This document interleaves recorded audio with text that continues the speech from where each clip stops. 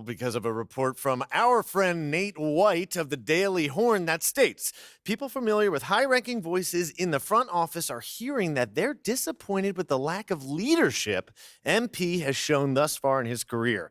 Something that was supposed to be his calling card coming out of college. So, what do you guys think?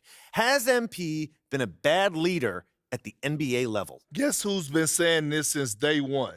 Me, yours truly. Anyone who has a bad athlete claims they're a great leader. It's the oldest trick in the book. And I'm not one bit surprised that his so-called leadership abilities disappeared soon as he stepped up his level of competition.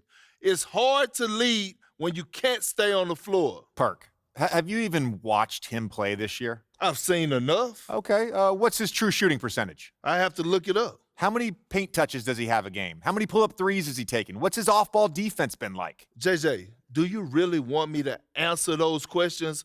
Or are you having a meltdown? A little bit of both. Do I need to call a doctor? No, you don't need to call the doctor. My point is, I don't know how anyone who's watched MP play this year could question his leadership abilities. Not only has he earned a right to start, he's playing winning basketball. He's been great in the community. He's done everything this organization has asked of him, and then some. That's not leadership to you? Great in the community, winning basketball leadership? I'm sorry, but skateboarding with a bunch of children isn't what I call getting involved in the community. And it sure in the heck isn't leadership.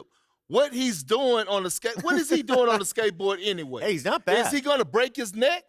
Listen, I just think it's ridiculous to question a rookie's leadership a few months into his career. He's a young player. Yeah, and I was actually talking about this with Joakim Noah on my podcast. Joakim Noah. And he said that nobody MP's age should be asked to be their team's leader. It takes time to earn that role at this level. By that measure, MP's way ahead of the curve.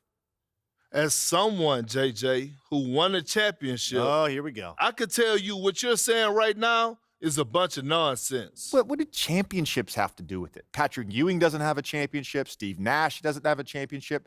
Do you know more about basketball than them because you got the 6th most minutes on the 2008 Celtics? Wow. Shots fired. Whoa. There's no need for the insults, JJ. The more I think about it, the more your anti-MP stance makes zero sense to me.